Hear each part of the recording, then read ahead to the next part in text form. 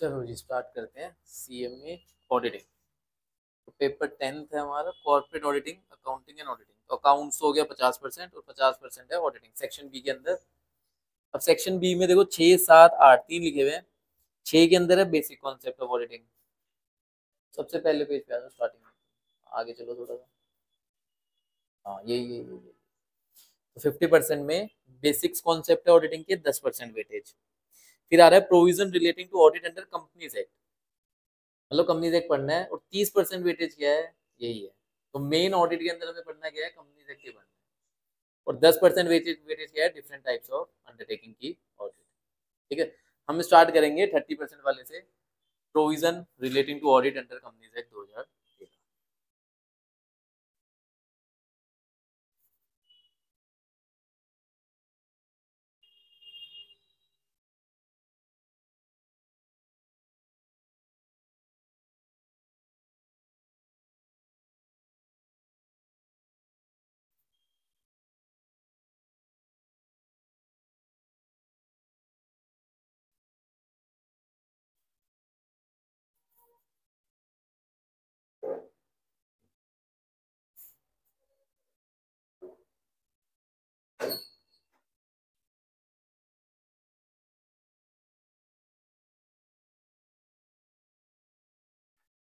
चलो जी स्टार्ट करते हैं।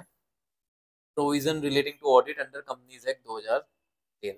थोड़ा सा पहले ऑडिट के ऊपर बात कर लेते हैं। जब ऑडिट पढ़ने जा रहे हैं तो ऑडिट होता क्या है, ऑडिट करता कौन है।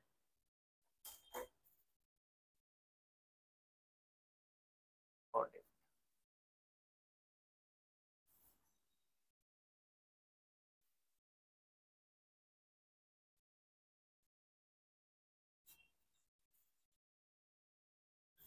एक लैटिन टर्म है जिसको हम बोलते हैं ऑडायर। ठीक है, ऑडायर इसका मतलब क्या होता है, टू हियर। इस ओडायर से क्या बना था, ऑडिट बना था। ओडायर का लैटिन का मीनिंग क्या है, टू हियर।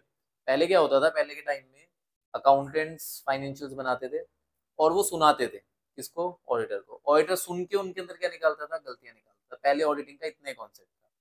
जैसे जैसे इंडस्ट्रियलाइजेशन बढ़ा, जैसे जैसे कंपनीज बढ़ी, कॉम्प्लेक्स स्ट्रक्चर होता गया, तो क्या होने लग गया, पूरा ऑडिट होने लग गया। अब ऑडिट के अंदर ये हियर वाला सिस्टम नहीं है। अब क्या होता है, ऑडिटर सब कुछ चेकिंग करता है और रिटर्न रिपोर्ट देता है। क्या देता है, रिटर्न रिपोर्ट देता है, अपनी रिपोर्ट सबमिट करता है। जैसे आपकी अगर सीएमए की बात करें तो ऑडिट का नाम क्या है हमारा, कॉस्ट ऑडिट। जब हम सारे सेक्शन कंपनीज एक्ट में पढ़ेंगे ना, तो किसके हिसाब से पढ़ेंगे, स्टैट ऑडिट के हिसाब से पढ़ेंगे। और लास्ट में एक सेक्शन आएगा जिसमें क्या लिखा होगा, ये सारे प्रोविजन किसके ऊपर लग जाएंगे, कॉस्ट ऑडिट के ऊपर भी लग जाएंगे। सारे नहीं, मतलब मेजरली लग जाएंगे। कुछ कुछ स्पेसिफिकली कॉस्ट ऑडिट के अलग से लिखे हुए हैं, और बाकी स्टैट ऑडिट वाले किसके ऊपर लग जाते हैं, कॉस्ट ऑडिट के ऊपर ही लग जाते हैं। मॉड्यूल और बंद हो गया।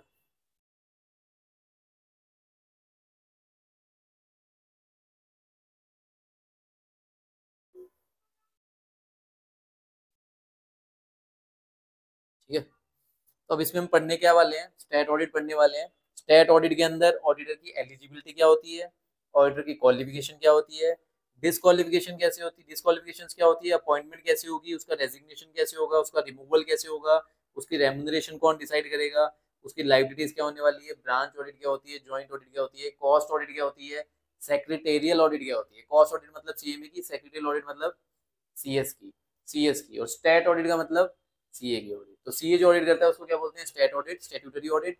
सीएमए करता है उसे क्या बोलते हैं, कॉस्ट ऑडिट। और जो सीएस करता है उसे क्या कहते हैं, सेक्रेटेरियल ऑडिट।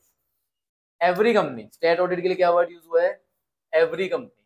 अगर आपने कंपनी बना ली तो आपको क्या करानी पड़ेगी, स्टैट ऑडिट करानी पड़ेगी। जब मैं कॉस्ट ऑडिट या सेक्रेटेरियल ऑडिट की बात करता हूँ, यहाँ पे लिमिट्स है। यहाँ क्या है, लिमिट्स है। यहाँ पे दो टेबल दे रखे हैं, table A and table B. वो हम पढ़ेंगे आगे जाके किसके ऊपर एप्लीकेबल है, टेबल ए टेबल बी और साथ में लिमिट्स भी। सेक्रेटरियल ऑडिट में भी क्या है, लिमिट्स डाली हुई है। लिमिट्स कैसी, बड़ी कंपनी, हर कंपनी के ऊपर एप्लीकेबल नहीं है।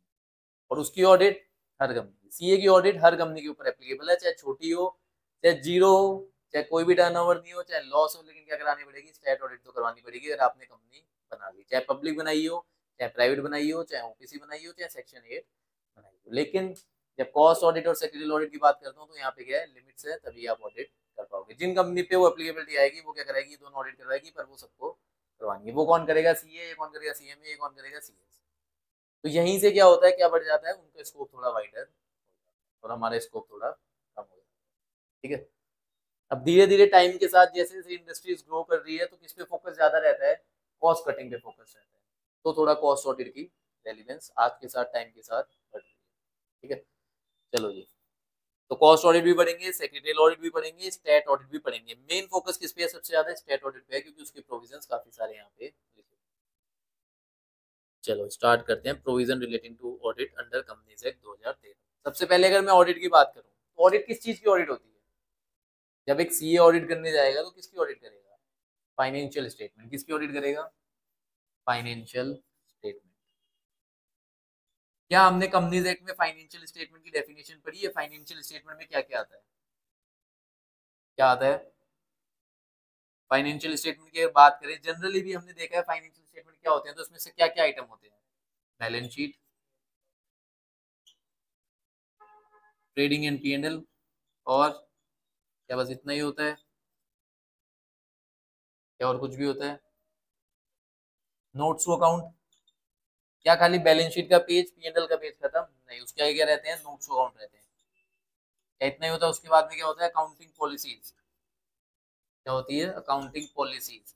एक चीज और लिखते हैं, change in equity, statement of change in equity. Equity समझते हैं ना, इक्विटी शेयर कैपिटल, उसमें ड्यूरिंग द ईयर क्या क्या चेंजेस आए हैं उसका भी एक नोट बनाना पड़ता है, उसको क्या बोलते हैं, changing in equity. Accounting policies क्या है, अकाउंटिंग पॉलिसीज में कंपनी ने क्या क्या अडॉप्ट किया है, क्या लीफो अडॉप्ट किया है, फीफो अडॉप्ट किया है, क्या डबल एंट्री सिस्टम है, वो सब कहाँ लिखा रहता है, अकाउंटिंग पॉलिसीज में लिखा रहता है। तो ये सब मिलके क्या बनाते हैं, फाइनेंशियल स्टेटमेंट बनाते हैं। ऑडिट किसकी करनी है, फाइनेंशियल स्टेटमेंट की। ये फाइनेंशियल स्टेटमेंट बनाया किसने, मतलब मैनेजमेंट ने बनाया। किसने बनाया है, मैनेजमेंट ने, कंपनी के मैनेजमेंट ने काम किया है जी, बना दिए। प्रिपेयर करना, प्रेजेंट करना किसकी रिस्पॉन्सिबिलिटी है, मैनेजमेंट की। अब मैनेजमेंट में कौन आ गया, बोर्ड आ गया। बोर्ड ने हो सकता है सीए अपॉइंट कर रखा हो। क्या वो सीए ऑडिटर है, नहीं, वो कंपनी का एम्प्लॉई है। वो क्या है, कंपनी का एम्प्लॉई है। ठीक है, उस मैनेजमेंट ने बनाया। अब इसकी चेकिंग कौन करेगा, अब चेकिंग करेगा जी स्टेट ऑडिटर, जिसको हम क्या बोलते हैं, चार्टेड अकाउंटेंट। और ये चार्टेड अकाउंटेंट कौन सा वाला है, जिसने सीओपी नंबर ले रखा है। क्या ले रखा है, सर्टिफिकेट ऑफ प्रैक्टिस। जैसे आप सीएमए बन गए तो आपके पास दो ऑप्शन है, क्या, या तो अपनी दुकान खोल लो, मतलब प्रैक्टिस कर लो, या फिर कहीं जॉब करने लग जाओ। तो जब आप सीएमए बनोगे आपको मेंबरशिप नंबर मिल जाएगा। क्या मिल जाएगा, मेंबरशिप, मतलब आप मेंबर बन गए हो इंस्टीट्यूट के। लेकिन मेंबर बनने के बाद आप जॉब कर सकते हो, लेकिन प्रैक्टिस नहीं कर सकते। प्रैक्टिस के लिए आपको क्या लेना पड़ेगा, सीओपी नंबर लेना पड़ेगा, सर्टिफिकेट ऑफ प्रैक्टिस। ऐसे सीए को भी क्या लेना पड़ता है, certificate of practice, COP number लेना पड़ेगा। तो ऑडिट कौन करेगा, जो खुद की दुकान खोल के बैठा है। जो एम्प्लॉयमेंट में है वो ऑडिट नहीं करेगा। सीए इन प्रैक्टिस ही क्या करेगा, ऑडिट करेगा। अब जब मैनेजमेंट ने जिस सीए को अपॉइंट किया है बनाने के लिए, वो कंपनी का एम्प्लॉई है, क्या वो प्रैक्टिस में है, नहीं, वो कौन है, सीए इन एम्प्लॉयमेंट। ठीक है, तो अगर आप सीए बन गए, कहीं जॉब पे लग गए, कंपनी आपसे अपने बैलेंस शीट बनवाएगी, बिल्कुल आप सीए हो, तो आप क्या हो, सीए इन एम्प्लॉयमेंट और प्रैक्टिस में नहीं हो। ये कौन है, ऐसा बंदा है जो अपनी दुकान खोल के बैठा है, जिसके पास क्या है, सीओपी नंबर। क्या है जी, सीओपी नंबर। तो ये आगे क्या करेगा, इन फाइनेंशियल स्टेटमेंट को चेक करेगा। अब आपके हिसाब से बनाने वाला मैनेजमेंट, मैनेजमेंट का मतलब कौन हो गया, बोर्ड, बोर्ड ऑफ डायरेक्टर्स।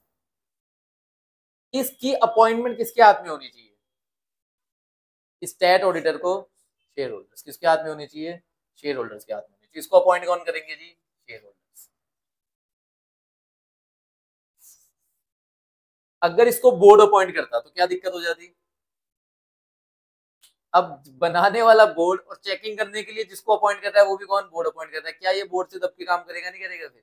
इसीलिए पावर किसको दे रखी है जी, शेयर होल्डर्स को पावर दे रही है। स्टेट ऑडिटर को कौन अपॉइंट करेगा, शेयर होल्डर। ये फाइनेंशियल स्टेटमेंट को एट द एंड यूज कौन करने वाले हैं, शेयर होल्डर्स। अब बोर्ड ने पूरे साल क्या काम किया है, काम तो बोर्ड ने किया है, लेकिन पैसा किसका लगा हुआ है, शेयर होल्डर्स का। तो भाई चेकिंग के लिए उनका बंदा आएगा, कौन अपॉइंट करेंगे, मेंबर्स अपॉइंट करेंगे अपनी मीटिंग के अंदर। और मीटिंग कौन कौन सी होती थी, जनरल मीटिंग दो होती थी, कौन कौन सी, एजीएम एंड ईजीएम। एजीएम का मतलब एनुअल जनरल मीटिंग, ईजीएम का मतलब एक्स्ट्रा ऑर्डिनरी जनरल मीटिंग। जो साल में एक बार होती है उसे क्या बोलते हैं, एजीएम। उसके अलावा जब भी शेयर होल्डर मिल रहे हैं उसको क्या बोल देंगे, EGM, extra ordinary general meeting. तो इसको अपॉइंटमेंट किसके पास में है, शेयर होल्डर के पास पावर है। ये आगे फाइनेंशियल स्टेटमेंट को चेक करेगा और अपना ओपिनियन दे देगा किसके अंदर, ऑडिटर रिपोर्ट। एजीएम। देखो अभी हम आगे जाके पढ़ेंगे कि हर ऑडिटर को अपॉइंट करना है फर्स्ट एजीएम में। कब अपॉइंट करना है? फर्स्ट एजीएम में। और कब तक अपॉइंट करना है? सिक्स्थ एजीएम तक। मतलब 5 साल के लिए अपॉइंट होता है ऑडिटर। कितने साल के लिए? 5। फर्स्ट से लेके छठी एजीएम तक वो रहेगा।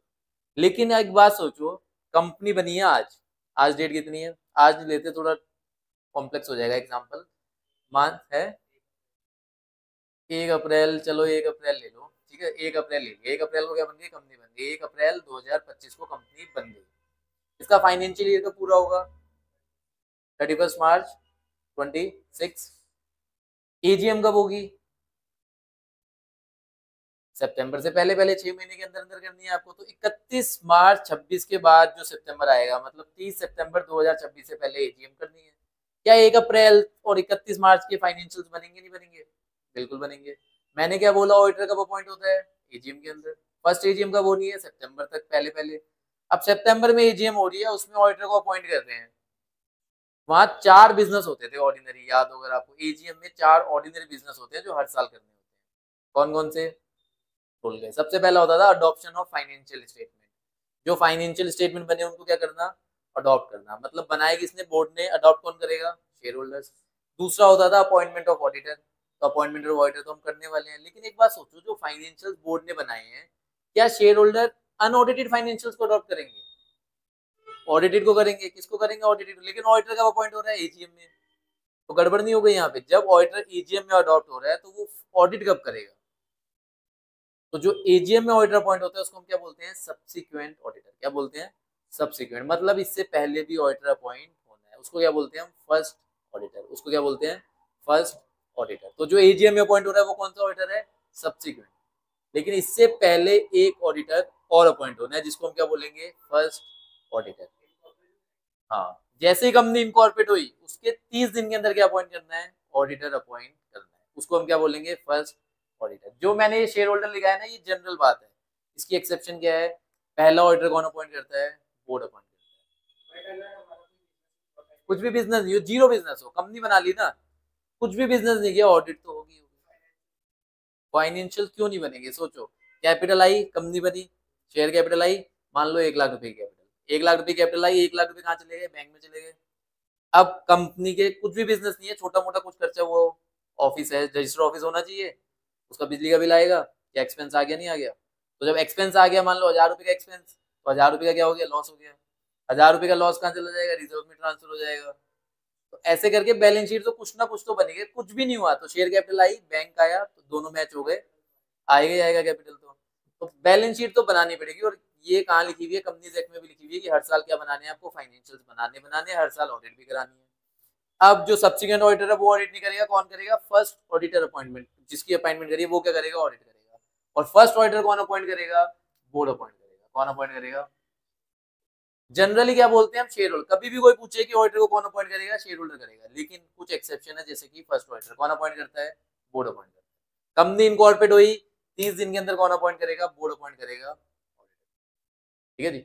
ये वो ऑडिटर पहले साल की कर देगा, क्या कहते हैं? ऑडिट। और अगली एजीएम में जो ऑडिटर अपॉइंट होगा वो बाकी आगे के 5 साल की ऑडिट करेगा। किसी ऑडिटर को चाहे तो शेयर होल्डर अपॉइंट कर सकते हैं अगले 5 साल। हाँ, देखो अभी जैसे ये वाला पॉइंट हुआ, इसी को क्या कर सकते हो आप? अगली में भी अपॉइंट कर सकते हो। लेकिन अभी हम यहाँ पे देखेंगे कि अगर एक इंडिविजुअल ऑडिटर है ना, बड़ी कंपनीज के लिए वो एक ही बार अपॉइंट होगा 5 साल के लिए। फिर उसको कूलिंग पीरियड पे जाना पड़ेगा, मतलब उसे ठंडा होने के लिए जाना पड़ेगा। इतने दिन वो 5 साल कंपनी से जुड़ा हुआ है, बोर्ड से मिल रहा है, मैनेजमेंट से मिल रहा है, वहां आता है जाता है, आता है जाता है, भाई बॉन्डिंग हो गई होगी। और जब बॉन्डिंग हो गई, अगले 5 साल में वो ढंग से चेकिंग नहीं करेगा, तो इसको कहाँ भेज दो? ठंडा होने के लिए कूलिंग पीरियड पे भेज दो। कूलिंग पीरियड कितना? 3 साल का। ये सब अभी हमें पढ़ना है। क्यों कर रहे हैं ऐसा? ताकि इंडिपेंडेंस बनी रहे। अब भाई वो वहां ऑडिट करने जाता है, शाम को बैठता है, मैनेजमेंट के साथ पैक लगा रहा है, 5 साल लगातार पैक लगा रहा है, क्या दोस्ती बढ़ गई? नहीं बढ़ गई? दोस्त क्या हो गया? उसको बोलते हैं कैजुअल वैकेंसी। उसको क्या बोलते हैं? Casual vacancy. ऑडिटर मर गया, ऑडिटर रिजाइन करके चला गया, ऑडिटर का रिमूवल करवा दिया, जबरदस्ती भेज दिया लात मार के, इन सबको क्या बोलते हैं? Casual vacancy. ये भी हम पढ़ेंगे। कैजुअल वैकेंसी भी हो सकती है, मर भी सकता है, क्यों नहीं मर सकता? इंसान ही तो है। और रिजाइन भी कर सकता है, कह देगा मुझे नहीं करनी ऑडिट, रिजाइन भी कर सकता है, और रिमूवल भी हो सकता है। शेयर होल्डर कहते हैं हमें नहीं चाहिए ऑडिटर, इसकी जगह किसी दूसरे को अपॉइंट करो। तो ये सब क्या है, कैजुअल वैकेंसी। तो ये सब चीजें अभी हम आगे पढ़ने वाले हैं। अभी के लिए ऑडिट करेगा स्टेट ऑडिटर, वो होगा प्रैक्टिसिंग चार्टेड अकाउंटेंट। साथ में एक फर्म भी ऑडिट कर सकती है। कौन ऑडिट कर सकती है, फर्म। फर्म जब मैं बोलता हूँ फर्म का मतलब क्या है, पार्टनरशिप फर्म। कौन सी फर्म, पार्टनरशिप फर्म। अब वो पार्टनरशिप फर्म कौन सी, सीए। मेजर पार्टनर क्या होने चाहिए, सीए होने चाहिए। तो क्या लिखा हुआ है वहां पे, पार्टनरशिप फर्म भी कर सकती है, लेकिन मेजर पार्टनर क्या होंगे, चार्टर्ड अकाउंटेंट। ठीक है जी, मेजर लिखा हुआ है, majority of partner chartered accountant. अब फर्म ऑडिट कर रही है तो अब साइन तो ऑडिटर ही करेगा, मतलब एक ना एक उनमें से पार्टनर ही साइन करेगा। वो पार्टनर क्या होना चाहिए, सीए ही होना चाहिए। एक फर्म है जिसके अंदर 5 पार्टनर है, जिसमें से 4 क्या है, सीए। क्या वो फर्म ऑडिट कर सकती है, बिल्कुल कर सकती है, मेजर होनी चाहिए। अब उसमें से वो 5वां पार्टनर जो सीए नहीं है, क्या वो ऑडिटर रिपोर्ट साइन कर सकता है, नहीं कर सकता। साइन कौन करेगा, सीए वाला पार्टनर ही साइन करेगा, क्योंकि ऑडिटर रिपोर्ट किसको साइन करनी है, सीए को। जब वो सीए ही नहीं है तो वो साइन भी नहीं कर सकता। ठीक है, यहाँ तक आने। अब दूसरी बात, इस फर्म में डेफिनेशन में हम आगे देखेंगे, फर्म में लिखा हुआ है एलएलपी, कि एलएलपी भी क्या कर सकती है, ऑडिट कर सकती है। क्या हमने लॉ में पढ़ा था, LLP limited liability partnership, combination है किसका, कंपनी और फर्म का, दोनों को मिला के क्या बना दी, एलएलपी। कह रहे हैं एलएलपी भी ऑडिट कर सकती है। कौन सी एलएलपी, जिसमें मेजर पार्टनर क्या हो, सीए हो, वो क्या कर सकती है, ऑडिट कर सकती है। लेकिन कंपनी या कोई और बॉडी कॉर्पोरेट ऑडिट नहीं कर सकता है, ऑडिट नहीं कर सकता। तो ऑडिट कौन करेगा, या तो इंडिविजुअल सीए, या फिर फर्म, या फिर एलएलपी। फर्म और एलएलपी कौन सी वाली, जिसमें मेजर पार्टनर क्या है, सीए। क्लियर है यहाँ तक आनी, ठीक है। अब क्वेश्चन माइंड में आना चाहिए, सर एलएलपी कर रही है, फर्म कर रही है, कंपनी क्यों नहीं कर रही। मैम एक दो बंदे हैं, दोनों सीए, दोनों का सीओपी नंबर, दोनों ने मिलकर कंपनी बनाई, दोनों डायरेक्टर बन गए, दोनों मेंबर बन गए। मैं कह रहा हूँ दो सीए, दोनों ने कंपनी बनाई, प्राइवेट कंपनी, दोनों डायरेक्टर बन गए, दोनों शेयर होल्डर बन गए। क्या ऑडिट कर सकती है कंपनी, नहीं कर सकती। मना किया हुआ है, क्यों मना किया हुआ है, कुछ ना कुछ रीजन होगा। अब आप देखते हो बिग फोर, खुद तो करवानी है, खुद तो करवानी पड़ेगी कंपनी है, क्या एलएलपी को ऑडिट नहीं करवानी पड़ती, करवानी पड़ती है। स्मॉल एलएलपी को छोड़ के सारी एलएलपी को ऑडिट करवानी पड़ती है, स्मॉल एलएलपी को नहीं करवानी पड़ती। स्मॉल एलएलपी डेफिनेशन पढ़ी हुई हमने, स्मॉल कंपनी तो पड़ी हुई है, क्या स्मॉल एलएलपी पड़ी हुई है, अगर नहीं पड़ी हुई हो तो स्मॉल एलएलपी क्या होती है, 25 लाख 40 लाख, दो लिमिट है, 25 lakh 40 lakh contribution and turnover. और स्मॉल कंपनी में क्या था, 4 करोड़ 40 करोड़, वहां पे भी क्या था, कैपिटल एंड टर्नओवर। एलएलपी कर सकती है, फर्म कर सकती है, कंपनी नहीं कर सकती। भाई कंपनी क्यों नहीं कर सकती, देखो इसका एक पीछे एक रीजन है। क्या रीजन है, कंपनी अगर कुछ गड़बड़ करे, क्या शेयर होल्डर लाइबल होंगे, नहीं होंगे। कंपनी सेपरेट है, शेयर होल्डर सेपरेट है। मेंबर एंड कंपनी के बीच में क्या है, कॉर्पोरेट विल का पर्दा है, तो कंपनी और शेयर होल्डर अलग अलग है। कंपनी ने अगर कुछ गड़बड़ करी, कंपनी ऑडिट करने जा रही है, कुछ रिपोर्ट में गलती कर दी, तो कंपनी लाइबल है, उसी ये तो बच जाएंगे। लेकिन एलएलपी में कॉन्सेप्ट होता है म्यूचुअल एजेंसी। कौन सा कॉन्सेप्ट होता है, म्यूचुअल एजेंसी।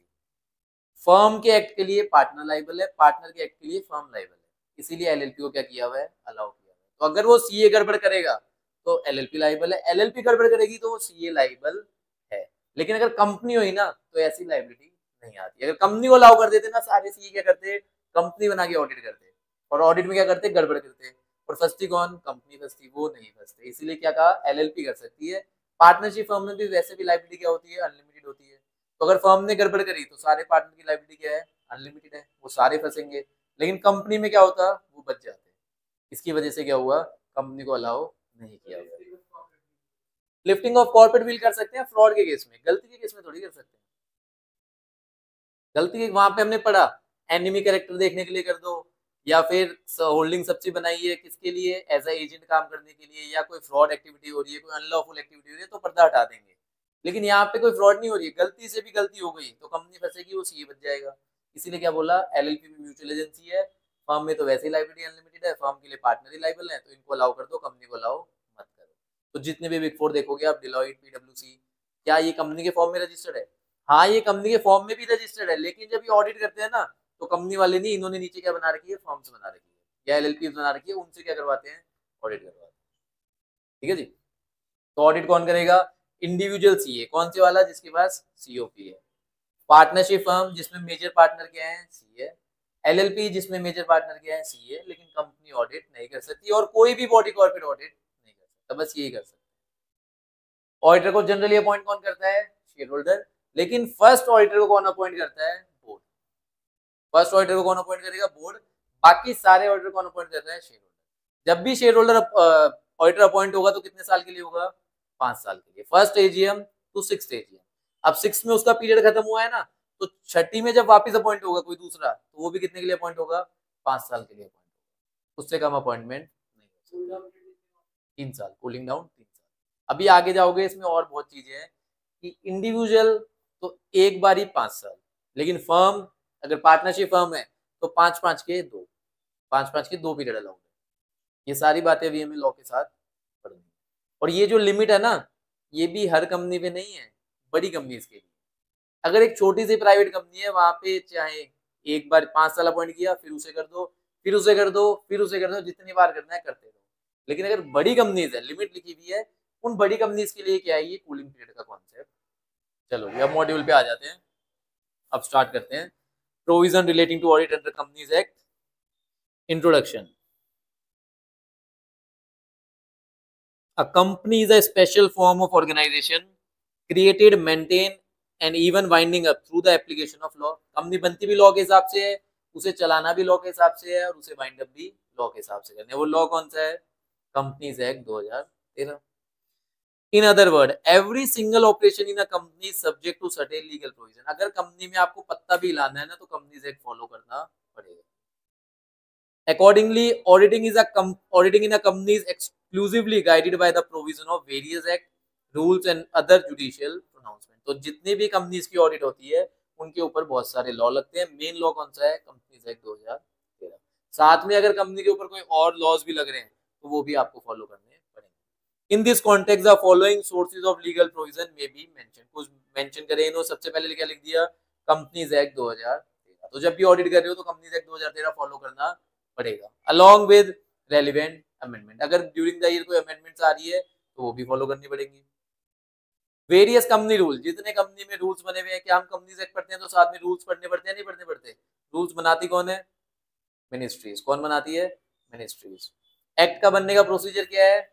अगर याद हो आपको, एक्ट कैसे बनता है? सबसे पहले क्या आता है? बिल आता है। क्या आता है? बिल। बिल कहाँ जाता है? राज्यसभा, लोकसभा, इन दोनों में पास होके प्रेसिडेंट का असेंट मिलेगा तो वो बिल क्या बन जाता है? एक्ट बन जाता है। लेकिन रूल्स कौन बना देती है? डायरेक्ट मिनिस्ट्रीज बना देती है। और कंपनीज के रूल कौन सी मिनिस्ट्री बनाएगी? Ministry of corporate affair. कौन सी? Ministry of corporate affair, MCA. फिर आता है जी relevant section of the chartered accountant act. अगर आपको ऑडिट करनी है तो चार्टेड अकाउंटेंट एक्ट भी आपने पढ़ा होना चाहिए, 1949। अब जो ये सीओपी लिखा हुआ है कि सीए इन प्रैक्टिस होना चाहिए, वो कहाँ लिखा हुआ है? चार्टेड अकाउंटेंट एक्ट में लिखा हुआ है। कि सीओपी कौन होगा? जिसने इंस्टीट्यूट से सर्टिफिकेट ऑफ प्रैक्टिस ले लिया। मेंबर वाला ऑडिट नहीं कर सकता। ये कहाँ लिखा हुआ है? चार्टेड अकाउंटेंट एक्ट में लिखा हुआ है। फिर कह रहा है various account relevant section of the chartered accountant हो गया accounting standards notified by the ministry of corporate affair. जो अकाउंटिंग स्टैंडर्ड्स है भाई, ये फाइनेंशियल्स किसके हिसाब से बने हैं?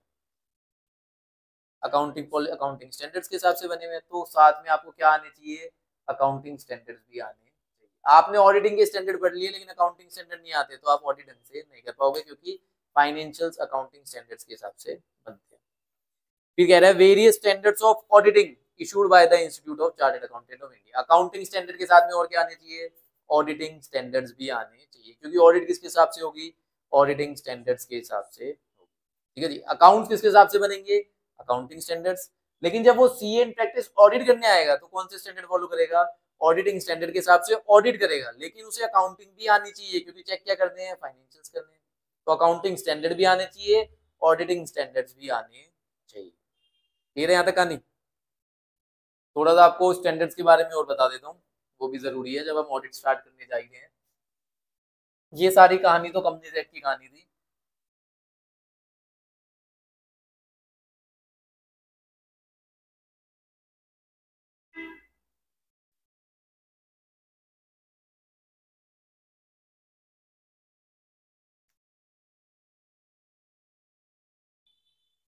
ये आप नोट भी कर लेना अपने इसमें, काम आएंगे हमेशा।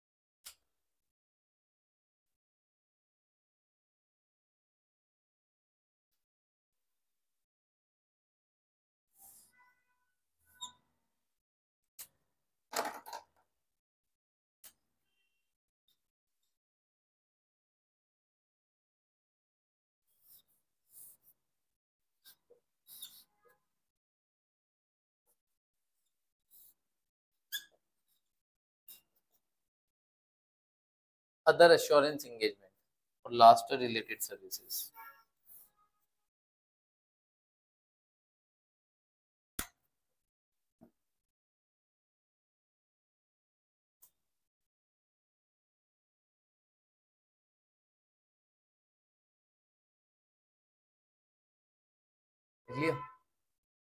देखो जब मैं फाइनेंशियल्स बनाता हूँ तो मुझे क्या आनी चाहिए, अकाउंटिंग स्टैंडर्ड्स, क्योंकि फाइनेंशियल्स किस हिसाब से बनते हैं, अकाउंटिंग स्टैंडर्ड्स।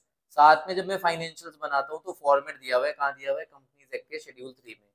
तो मुझे फॉर्मेट वहां से उठाना पड़ता है, उसी के हिसाब से सारी पोस्टिंग करनी होती है। तो अकाउंटिंग स्टैंडर्ड आने चाहिए, शेड्यूल 3 आना चाहिए। लेकिन जब मैं ऑडिट करने जाता हूँ तो मुझे क्या आने चाहिए, ऑडिट इंगेजमेंट के स्टैंडर्ड्स आने चाहिए, जिनका नाम है स्टैंडर्ड्स ऑन ऑडिटिंग, जिसको हम क्या बोलते हैं, एसएस। अकाउंटिंग स्टैंडर्ड को क्या बोलते हैं हम, एएस। ऑडिटिंग स्टैंडर्ड को क्या बोलते हैं हम, एसएस, उल्टा बोलते हैं। अब देखो जब ऑडिट करने जाऊंगा, एक स्टैंडर्ड है जिसको हम बोलते हैं स्टैंडर्ड ऑन क्वालिटी कंट्रोल। ये किस पे लगेगा, जो ऑडिट करने जा रहे हैं, चाहे फर्म करने जा रही है, चाहे एलएलपी करने जा रही है, या वो इंडिविजुअल करने जा रहे हैं। इनको है ना अपनी फर्म के अंदर क्वालिटी मेंटेन करनी है। क्या मेंटेन करनी है, क्वालिटी। क्वालिटी मतलब अच्छी ऑडिट होनी चाहिए। अच्छी ऑडिट के लिए क्या जरूरत है, इंडिपेंडेंस की जरूरत है। किसकी जरूरत है, वो इंडिपेंडेंस डे वाली इंडिपेंडेंस नहीं। ये कौन सी इंडिपेंडेंस है, रिलेटेड नहीं होने चाहिए। क्या नहीं होने चाहिए, रिलेटेड।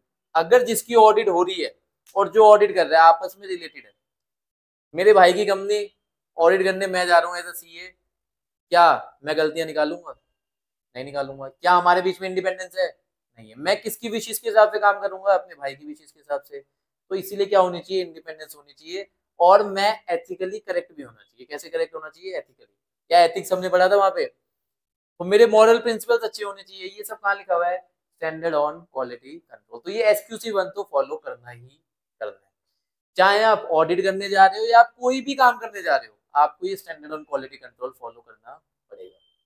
अब इंगेजमेंट, अब ये इंगेजमेंट क्या होती है, एक तो इंगेजमेंट वो शादी से पहले वाली, वहां पे क्या होता है, लड़का और लड़की आपस में मिल गए जी, अभी और कहीं पे नहीं जाएंगे, ये फिक्स हो गए जी, यहीं पे रहेंगे। ऐसे एंगेजमेंट किसकी होती है, ऑडिटर की और कंपनी की। जब वो ऑडिट करने जा रहे हैं, क्या वो फिक्स नहीं करेंगे कि आज से हमारा क्या हो गया, एंगेजमेंट हो गई है, आपको ये काम करने हैं, आपको क्या करनी है जी, ऑडिट करनी है, ये आपका स्कोप है, इतने पैसे हम आपको देंगे। क्या हो गया हमारे बीच में, एंगेजमेंट हो गई। इसको क्या बोलते हैं, ऑडिट एंगेजमेंट। यहाँ सीए क्या करने आया है, ऑडिट करने आया है।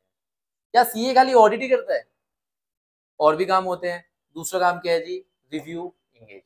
क्या काम है, रिव्यू एंगेजमेंट। अब यहाँ पे भी ऑडिट की प्रोफेशनल की एंगेजमेंट हुई है, लेकिन ऑडिट करने के लिए नहीं, क्या करने के लिए, रिव्यू करने के। अब ये रिव्यू क्या है, देखो रिव्यू क्या होता है, ऑडिट हम कितने टाइम की करते हैं, पूरे साल की। वन फाइनेंशियल ईयर के पूरे फाइनेंशियल्स बनते हैं और उनकी क्या करते हैं हम, ऑडिट करते हैं। रिव्यू में क्या होता है, मान लो क्वार्टरली, आप सीए को बोल दिया क्वार्टरली फाइनेंशियल चेक करो, क्या चेक करो, क्वार्टरली फाइनेंशियल्स, या बोल दिया हाफ ईयरली चेक करो, बोल सकते हैं ना।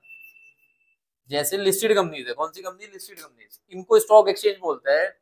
आपको हर क्वार्टर के बाद फाइनेंशियल्स बनाने और हमें सबमिट कराने हैं सीए से चेक करवा के 30 दिन के अंदर। कितने दिन में, क्वार्टर खत्म 30 दिन में फाइनेंशियल सबमिट करो।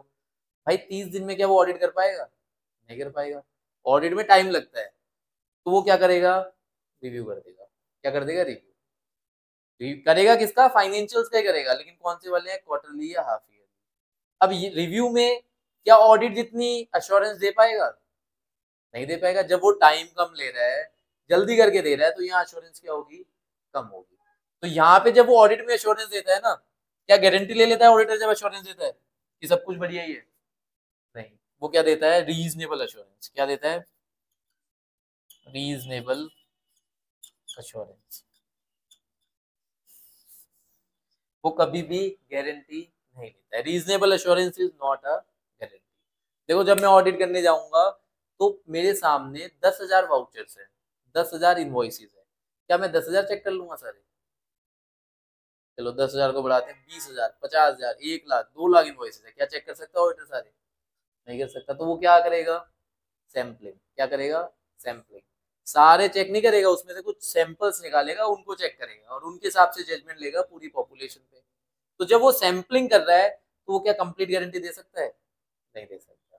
तो वो क्या देता है, रीजनेबल अश्योरेंस कि फाइनेंशियल स्टेटमेंट सही बने हुए हैं मेरे हिसाब से, ये क्या है, रीजनेबल अश्योरेंस। लेकिन जब मैं रिव्यू करता हूँ ना, तो भाई अब मैंने तो ऑडिट जितना टाइम नहीं लिया, तो यहाँ पे मैं रीजनेबल भी नहीं, इससे भी नीचे लिमिटेड एश्योरेंस दूंगा। अब क्या दूंगा, बहुत ही लिमिटेड एश्योरेंस है, बहुत जल्दी जल्दी में चेकिंग करिए जी। तो कौन सी एश्योरेंस है, लिमिटेड एश्योरेंस। ये दोनों चीजें किसकी हो रही है, फाइनेंशियल्स की। यहाँ पे पूरे साल के फाइनेंशियल्स है, यहाँ पे क्वार्टरली है, यहाँ ईयरली है, लेकिन है तो फाइनेंशियल्स ही। और एक बात सोचने वाली है, क्या जो फाइनेंशियल स्टेटमेंट होते हैं वो फ्यूचर के होते हैं या पास्ट के होते हैं, पास्ट के। जो भी इवेंट्स होने हैं वो हो चुके हैं, उनको रिकॉर्ड करा जाता है। इवेंट को होने के बाद ही रिकॉर्ड करते हैं, पहले रिकॉर्ड कर लेते हैं, सेल्स हो गई तभी तो रिकॉर्ड करोगे। पर हाँ, लॉस को पहले रिकॉर्ड कर लेते हैं, कैसे,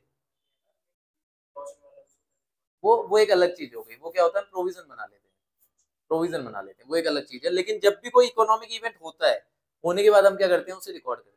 चाहे सेल्स हो, चाहे परचेज हो, चाहे एसेट खरीदा है, एसेट बेचा है, बिजनेस करा है, सब क्या है, पास्ट इवेंट्स है जिनको हमने क्या किया है, रिकॉर्ड किया है। तो इनको क्या बोलते हैं, हिस्टोरिकल फाइनेंशियल इंफॉर्मेशन। इनको क्या बोलते हैं, हिस्टोरिकल फाइनेंशियल इंफॉर्मेशन। क्या जब ऑडिट कर रहा हूँ तो हिस्टोरिकल फाइनेंशियल इंफॉर्मेशन की कर रहा हूँ, नहीं कर रहा हूँ। 1 अप्रैल से 31 मार्च से सब कुछ बन गया, उसके बाद ही तो ऑडिट करूंगा। रिव्यू कर रहा हूँ, क्वार्टरली बन गए, उसके बाद ही तो रिव्यू करूंगा। तो क्या है जी, ये दोनों क्या है, हिस्टोरिकल फाइनेंशियल इंफॉर्मेशन की ही होती है। ऑडिट क्या है, पूरे साल की। रिव्यू क्या है, क्वार्टरली या हाफ ईयरली। यहाँ पे एश्योरेंस कितनी दूंगा, लिमिटेड दूंगा। यहाँ पे एश्योरेंस कैसी दूंगा, रीजनेबल दूंगा, मतलब हायर लेवल ऑफ एश्योरेंस। लेकिन क्या गारंटी दूंगा, गारंटी नहीं दूंगा जी, रीजनेबल एश्योरेंस है। और यहाँ पे कौन सी एश्योरेंस है, लिमिटेड एश्योरेंस। अगला आता है अदर एश्योरेंस। क्या ऑडिटर को ये दो ही काम करवाएंगे, ये काम नहीं करवा सकते। अब इसमें क्या है, यहाँ पे हिस्ट्री नहीं चेक करूंगा, यहाँ पे दूंगा जी प्रोस्पेक्टिव की। किसकी दूंगा, प्रोस्पेक्टिव का मतलब क्या होता है, फ्यूचर। प्रोस्पेक्टिव का मतलब क्या है, फ्यूचर। क्या हमेशा हिस्टोरिकली बात होगी, क्या कभी फ्यूचर की बात नहीं होगी। अब आप कहोगे सर हम वो एस्ट्रोलॉजर थोड़ी है जो फ्यूचर बता देंगे, लेकिन एक आइडिया तो लगा सकते हो कि ये जो प्रोस्पेक्टिव बने हैं सही बने हैं, नहीं बने बने हैं।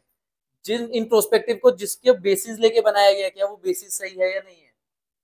बैंक ने बोला कि आपको लोन चाहिए ना, आप हमें अपने प्रोस्पेक्टिव फाइनेंशियल दो। प्रोस्पेक्टिव मतलब आगे के 5 साल का बताओ, आप क्या एक्सपेक्ट कर रहे हो, क्या होगा अगले 5 सालों में। हाँ जी, हाँ जी, एक सेकंड।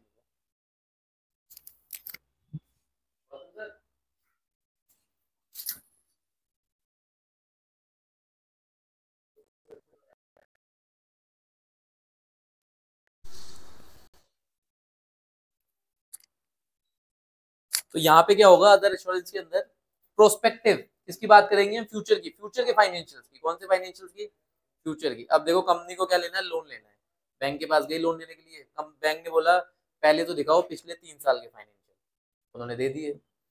कौन से फाइनेंशियल? ऑडिटेड। ऑडिटेड मतलब जो ऑडिटर ऑडिट करके गया है वो वाले। अब वो साथ में कह रहे हैं कि आप लोन ले रहे हो ना, आगे के फाइनेंशियल्स भी बताओ कि आप लोन को रीपे कर पाओगे या नहीं कर पाओगे।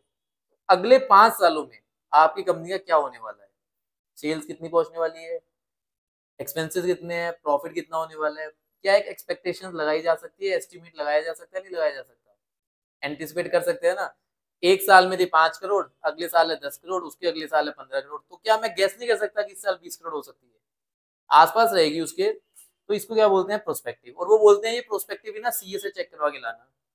तो सीए प्रोस्पेक्टिव फाइनेंशियल्स भी चेक करता है। इसको किस में आ जाता है? Other assurance engagement. कहाँ आ जाता है? अदर अश्योरेंस एंगेजमेंट में आ जाता है। और लास्ट है रिलेटेड सर्विस। क्या हर जगह अश्योरेंस ही देगा? क्या एज अ सीए मैंने अपनी दुकान खोली है, मतलब सर्टिफिकेट ले रखा है प्रैक्टिस का, कंपनी आई मेरे को कहती है सर ऑडिट नहीं करवानी, हमें क्या करवाने हैं? हमारे फाइनेंशियल्स बनवा दो। हमें बनाने नहीं आ रहे हैं, क्या नहीं बना सकता मैं? बना सकता हूँ। कहाँ जाएगा? Related services, compilation of accounts.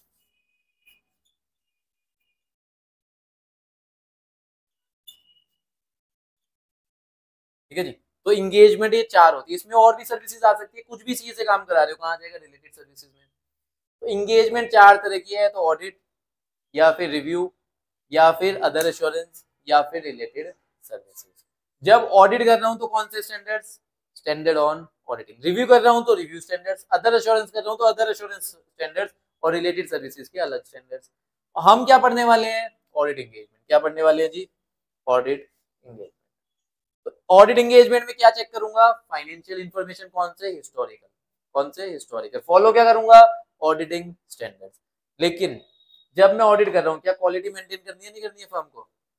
तो स्टैंडर्ड ऑन क्वालिटी कंट्रोल भी फॉलो करना पड़ेगा। SQC 1 सही है या खराब है? ये तो रैंक बोला रखी रहना है। ये बाहर वाला भी दे दो, बाहर वाला भी। बहुत है बाहर।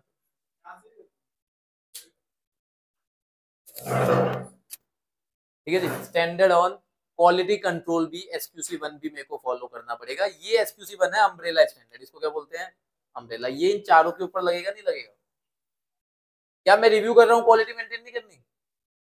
क्या मैं अदर एश्योरेंस कर रहा हूँ क्वालिटी मेंटेन करनी नहीं करनी? या रिलेटेड सर्विस कर रहा हूँ, सबके ऊपर क्या लगेगा? SQC 1 standard on quality control. हमें ये सब अभी नहीं पढ़ने हैं, हमें क्या पढ़ना है जी? ऑडिट एंगेजमेंट के स्टैंडर्ड्स ऑन ऑडिटिंग पढ़ने हैं, और बहुत लिमिटेड स्टैंडर्ड्स हमें पढ़ने हैं। ठीक है, तो स्टैंडर्ड्स ऑन ऑडिटिंग पढ़ेंगे, और SQC 1 क्या हो गया हमारा? क्वालिटी कंट्रोल का हो गया। तो ये सारी चीजें हमें देखनी। एग्जाम पॉइंट ऑफ व्यू से इस चार्ट की ऐसी कोई रेलिवेंस नहीं है, लेकिन आपकी अंडरस्टैंडिंग के लिए कैसी चीजें होती है इसलिए ये बताया गया है। ठीक है, चलो जी इसको रफ करते हैं।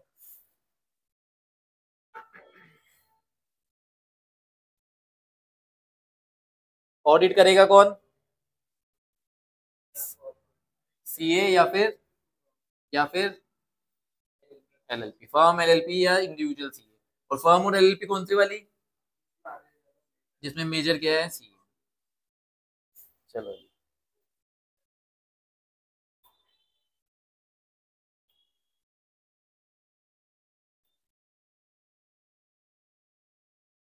Statutory audit, branch audit, joint audit, role of audit company, ये सारे पहले यूनिट के अंदर हमारे आ रहे हैं। खोल लो जी मॉड्यूल।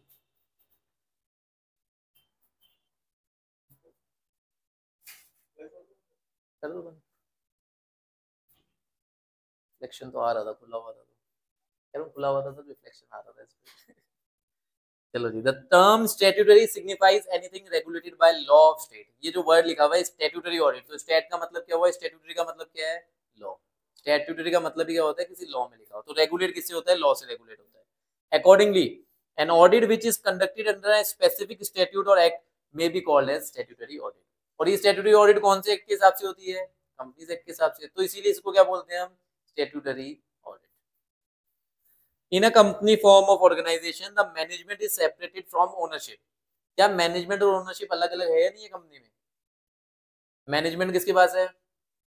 बोर्ड। ओनरशिप किसके पास है? Share holder. तो दोनों अलग अलग है, इसीलिए किसका कॉन्सेप्ट लेके आए हैं? ऑडिट का कॉन्सेप्ट लेके आए हैं। पैसा लगा हुआ है ओनर्स का, मेंबर्स का, लेकिन सारे फाइनेंशियल्स, सारी मैनेजमेंट कौन देख रहा है? बोर्ड देख रहा है।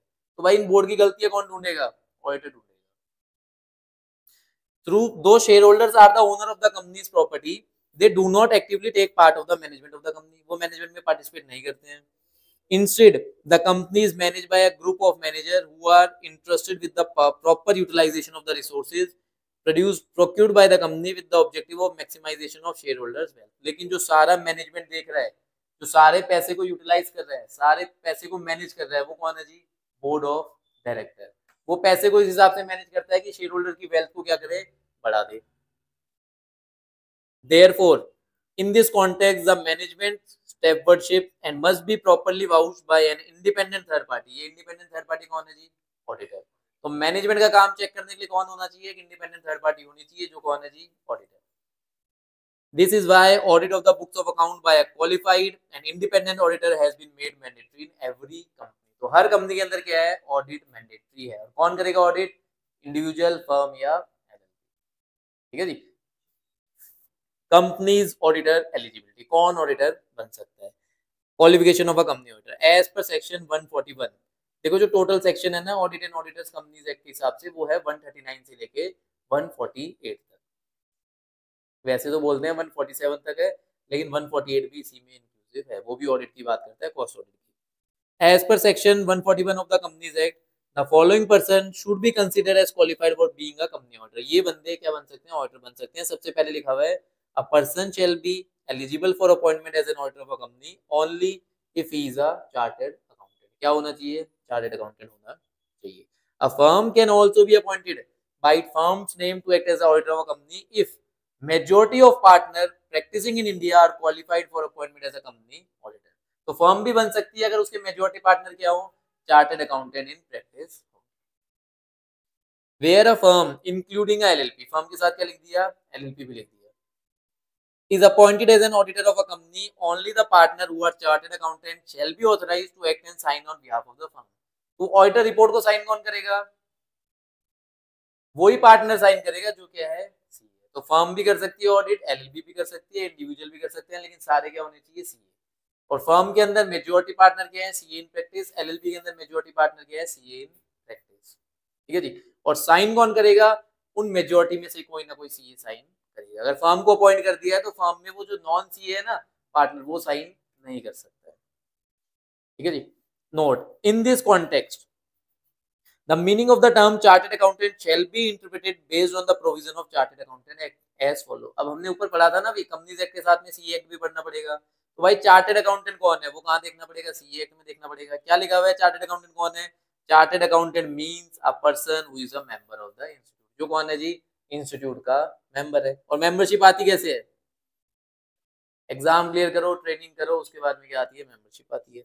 A person is a member of the institute of if his name appear in the register of the institute. Member कैसे बनेगा वो? जब उसका नाम इंस्टीट्यूट के रजिस्टर में लिख दिया जाएगा.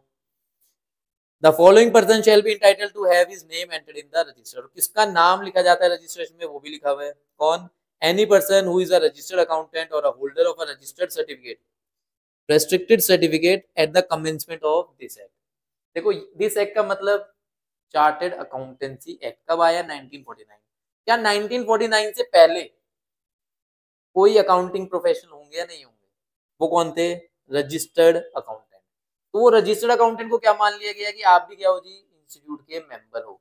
जब इंस्टीट्यूट ही नहीं था तो क्या उससे पहले सीए के पेपर होते थे? नहीं. तो फिर भी कोई ना कोई तो होगा ना अकाउंटिंग में. तो उनको क्या मान लिया? ये एक्ट आया है ना, तो आप क्या बन गए हो जी? सीए ही बन गए हो. आपको क्या मान लिया? हमने मेंबर मान लिया. क्या उनमें से आज तक कोई होगा? अब तो बहुत ही मुश्किल है. हो सकता है वैसे, चांसेस है, क्योंकि 1949 में एक्ट बना है. तो अगर कोई उससे पहले का बंदा है तो बिल्कुल हो सकता है. 50 साल, 75 साल और कम से कम 20 और 95 में. तो अगर होगा भी तो वो प्रैक्टिस तो अब नहीं कर रहा होगा. उस टाइम पे तो रेलिवेंट था. Any person who has passed such examination and completed such training as may be prescribed for member of the institute. तो मेंबर कौन बनेगा? किसका नाम लेगा? जिसने एग्जाम पूरे करे हैं और साथ में ट्रेनिंग भी करी है. जो किसने बताई है? इंस्टीट्यूट ने बताई है. सी, any person who has passed the examination for the government diploma in accountancy or an examination recognized as equivalent thereto by the rules for the award of the government diploma in accountancy before the commencement of this act and fulfill such condition as specified by the central government in this behalf.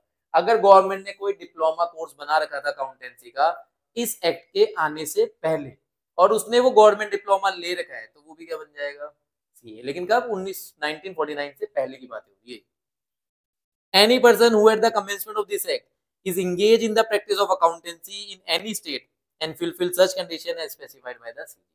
इस act से आने से पहले जो किसी भी state के अंदर क्या देख रहा था, अकाउंटिंग का प्रोफेशन देख रहा था, और सेंट्रल गवर्नमेंट की अगर वो कंडीशन पूरी कर देता है तो उसे भी क्या मान लेंगे हम, चार्टर्ड अकाउंटेंट मान लेंगे। Key point: any person who has passed such other examination and completed such other training without India as is recognized by the CG or the council as being equivalent to the examination and training prescribed for member of the institute। अगर कोई बाहर का बंदा, कहाँ का बंदा, बाहर का बंदा, कोई एग्जाम पूरा कर लेता है या कोई ट्रेनिंग पूरी कर लेता है जिसको सेंट्रल गवर्नमेंट बोल देती है कि ये इक्विवेलेंट है, बराबर है, तो उसको भी क्या मान लेंगे, सीए। देखो आप, हमने यहाँ से इंडिया में सीए कर दी, अब इंडियन सीए हूं मैं, क्या मैं बाहर जाऊंगा तो मैं कर पाऊंगा काम? लेकिन अगर उनके इंस्टीट्यूट ने हमें पावर दे दी, अगर दोनों कंट्रीज के बीच में साइनिंग हो गई, कि क्या साइनिंग हो गई, कि भाई यहाँ के सीए वहां के सीए के बराबर है, तो क्या ये सीए वहां का सीए माना जाएगा, नहीं माना जाएगा? वैसे ही इंडियन अपने, इन्होंने भी क्या लिखा हुआ है, अगर कोई बाहर का है तो हम उसे सीए के बराबरी दे सकते हैं, रूल्स में लिख सकते हैं। Any person domiciled in India who at the commencement of this act is studying for any foreign examination and is at the same time undergoing training whether within or without India have passed the examination or complete the training within 5 years after the commencement of this act। क्या कह रहे हैं, वैसे इतना ना deep में हर point को पढ़ने की जरूरत नहीं है, चार्टर्ड अकाउंटेंसी एक्ट हमारे लिए इतना रेलिवेंट है नहीं, लेकिन अगर आप इसमें से 4 पॉइंट याद कर लेते हो काफी है। तो चार्टर्ड अकाउंटेंट कौन है, जो मेंबर है। मेंबर कौन है, जिसका नाम रजिस्टर में लिखा हुआ है। रजिस्टर में नाम किसका लिखा जाएगा, जो एग्जाम क्लियर कर लेगा और ट्रेनिंग कर लेगा। इसके साथ में अगर कोई बाहर का है तो उसको भी कर सकते हैं, इसके साथ में जो पहले से थे 1949 से पहले जो अकाउंटेंट थे वो भी हो जाएंगे। तो इतने 3 पॉइंट लिख दोगे तो काफी है, ठीक है जी।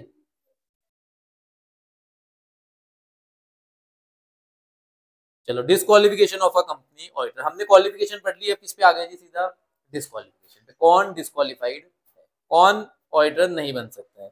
As per section 141 subsection 3 read with rule 10 of the company's audit and auditor rule, the following person shall not be eligible for appointment as an auditor of a company। कौन बंदा ऑडिटर नहीं बन सकता है? पहले बड़ा ऑडिटर कौन बन सकता है, इंडिविजुअल, फर्म, एलएलपी।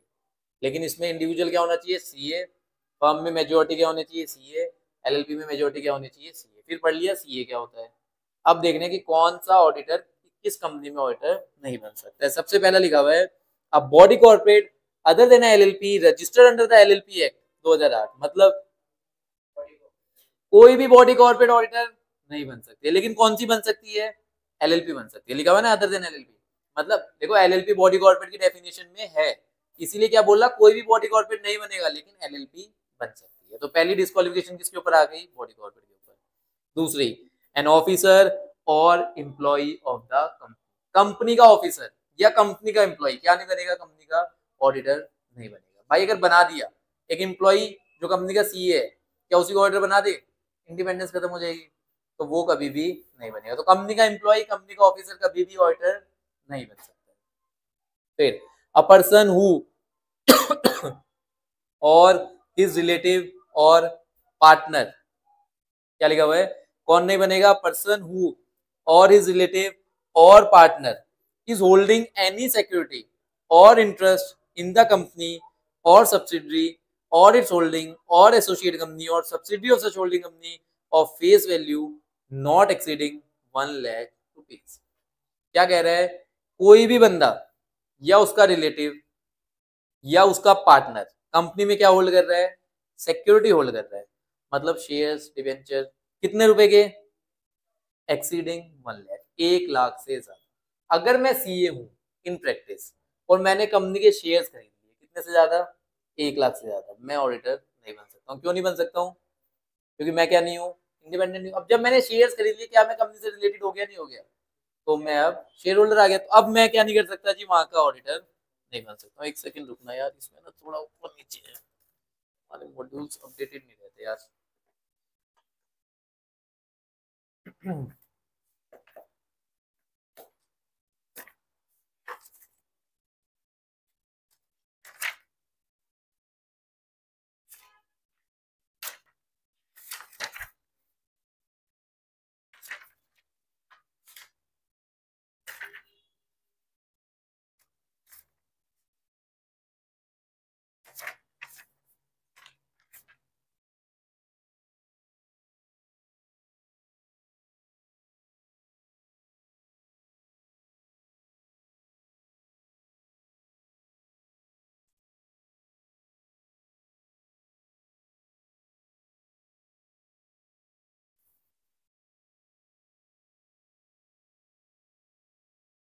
देखो इसको ना थोड़ा सा अपने उसमें लिख लो, क्योंकि यहाँ पे थोड़ा क्लैरिटी नहीं दे रहा है। इसमें क्या है, जो ऑडिटर बन रहा है अ पर्सन या फिर उसका पार्टनर, ये डिस्क्वालिफिकेशन नंबर जो है डी वाली पढ़ रहे हैं ना हम, पर्सन हुज रिलेटिव और पार्टनर।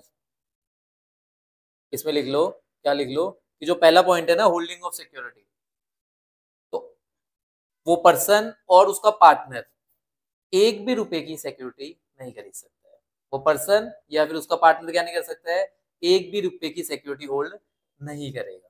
किसके अंदर होल्ड नहीं करेगा, या तो कंपनी के अंदर, या फिर कंपनी की सब्सिडरी कंपनी में नहीं करेगा, या फिर कंपनी की होल्डिंग कंपनी में नहीं करेगा, या फिर कंपनी की एसोसिएट कंपनी में नहीं करेगा, या फिर कंपनी की होल्डिंग की सब्सिडी में भी नहीं करेगा। किसी भी तरीके से नहीं होना चाहिए। देखो अगर चार्ट सा बना दें, क्या कह रहा है, अ पर्सन, कैमरा चेंज कर देते हैं, एक पर्सन या फिर उसका रिलेटिव सिक्योरिटी क्या ना होल्ड करे, सिक्योरिटी। इसमें एक भी रुपए का अलाउड नहीं है। कितने रुपए का अलाउड नहीं है, एक भी रुपए का अलाउड नहीं है। सिक्योरिटी ना होल्ड करे किसके अंदर, कंपनी के अंदर, कंपनी की होल्डिंग कंपनी के अंदर, कंपनी की सब्सिडरी कंपनी के अंदर, कंपनी की एसोसिएट कंपनी के अंदर, या फिर इस होल्डिंग की किसी दूसरी सब्सिडी के अंदर भी होल्ड नहीं कर सकता है। अगर इस कंपनी में आपको ऑडिटर बनना है तो आप इस कंपनी में एक भी रुपए की सिक्योरिटी होल्ड नहीं करोगे, ना ही आपका पार्टनर करेगा। रिलेटिव नहीं है यहाँ, वर्ड क्या है, पार्टनर, पर्सन और पार्टनर। पार्टनर मतलब फर्म है, फर्म ऑफ ऑडिटर या एलएलपी ऑफ ऑडिटर। तो अगर फर्म ऑफ ऑडिटर है तो वहां पे अगर मैं ऑडिट करने जा रहा हूँ तो मेरा पार्टनर अगर वहां होल्ड कर रहा है तो हम ऑडिट नहीं कर सकते। तो ना मैं होल्ड करूंगा, ये पर्सन कौन है जो ऑडिटर बनने वाला है, या इसका पार्टनर क्या नहीं होल्ड करेगा, ना कंपनी में, ना होल्डिंग में, ना सब्सिडी में, ना एसोसिएट में, ना होल्डिंग की सब्सिडी में एक रुपए की भी सिक्योरिटी होल्ड नहीं करेगा। और अगर क्या हुआ, अगर जिसका ऑडिट हो रहा है, देखो अभी हम ना जैसे जैसे आगे बढ़ेंगे इसमें बहुत सारी डिस्क्वालिफिकेशन है। अभी हम किस पे अटके हुए हैं, सिक्योरिटी वर्ड पे हैं, कि शेयर्स वगैरह ना खरीदे हुए हो।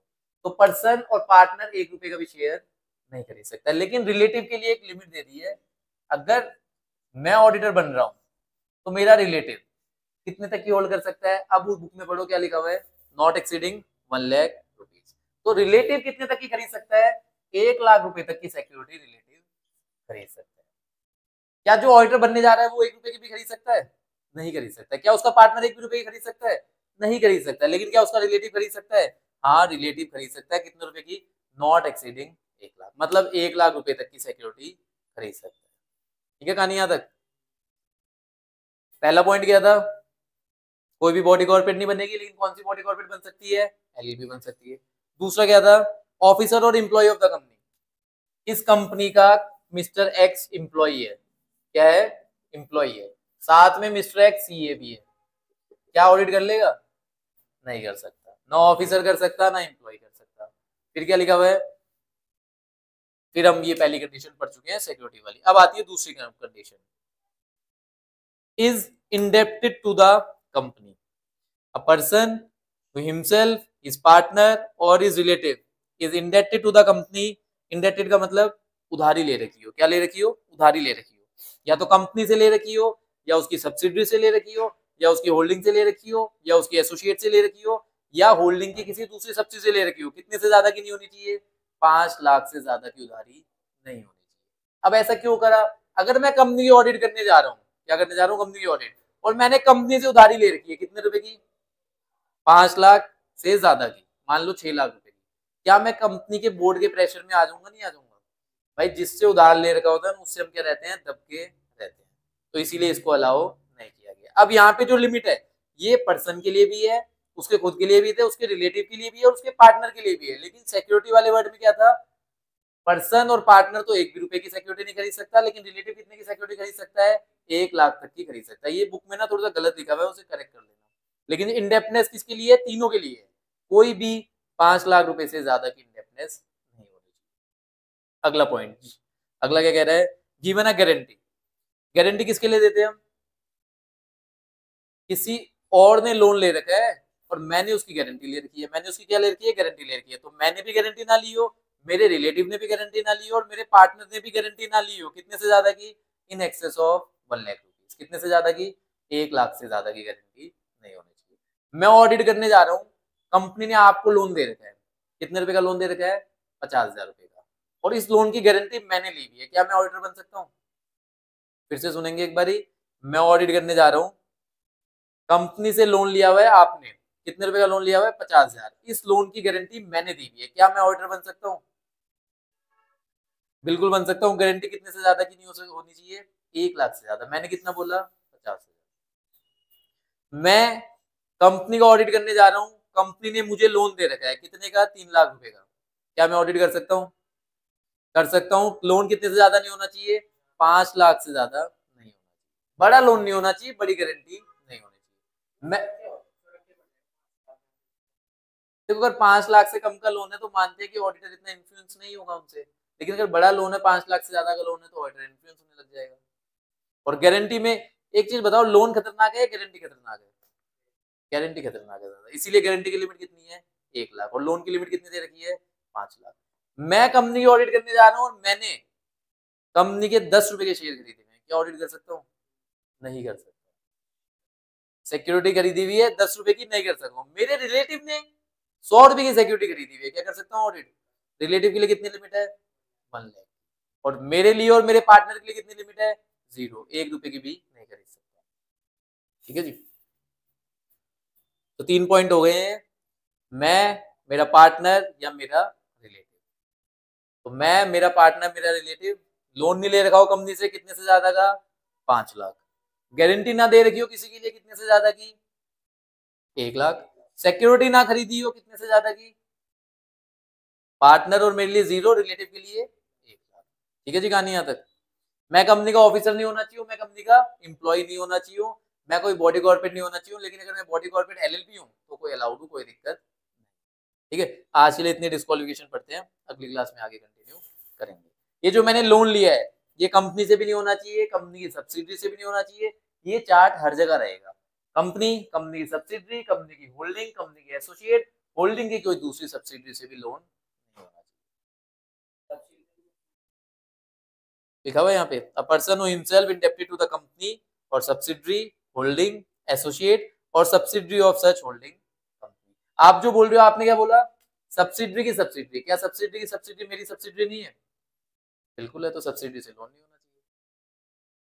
ठीक है ना, चलो जी, आज यही खत्म करते हैं, अगली क्लास में